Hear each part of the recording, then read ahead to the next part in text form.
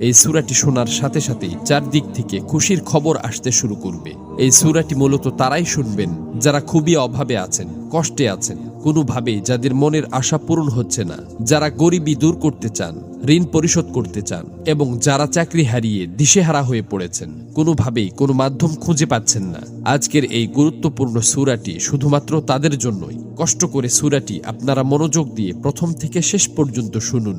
ইনশাআল্লাহ এই সূরাটি শোনার উসিলায় আপনাদের সকল অভাব অনটন গায়েব থেকে দূর হয়ে যাবে, সকল ঋণ পরিশোধের ব্যবস্থা হয়ে যাবে, মনের সকল অপূর্ণ আশা আকাঙ্ক্ষাগুলো পূরণ হয়ে যাবে। আপনি যা চাইবেন সাথে সাথে তাই কবুল হবে ইনশাআল্লাহ।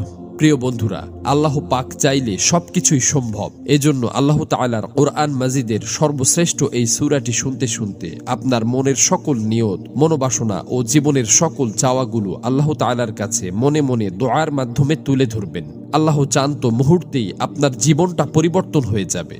প্রিয় বন্ধুরা, জীবনে তো অনেক প্রচেষ্টাই করেছেন, একবার না হয় কোরআন মাজিদের এই সূরাটির উপর বিশ্বাস রেখে প্রথম থেকে শেষ পর্যন্ত শুনলেন। এই সূরাটি শোনার পর আপনি নিজেই বাধ্য হবেন আমার জন্য দোয়া করতে। এই সূরাটি এখন পর্যন্ত লক্ষ লক্ষ কোটি কোটি মানুষ শুনেছে এবং সকলের ভাগ্য অলৌকিকভাবে পরিবর্তন হয়ে গেছে। আমার কথা বিশ্বাস হচ্ছে না? তাহলে সূরাটি একবার শুনেই দেখুন।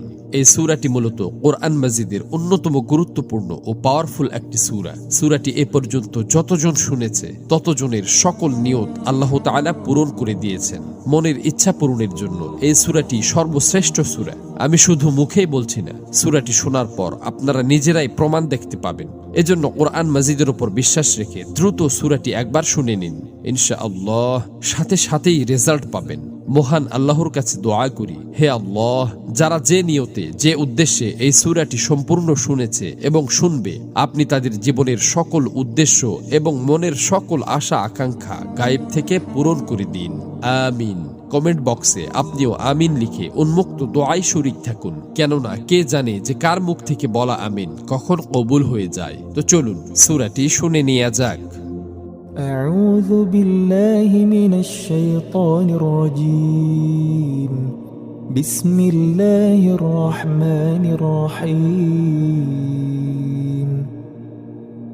يا أيها الذين آمنوا أوفوا بالعقود أحلت لكم بهيمة الأنعام إلا ما يتلى عليكم غير محل الصيد وأنتم حرم إن الله يحكم ما يريد يا أيها الذين آمنوا لا تحلوا شعائر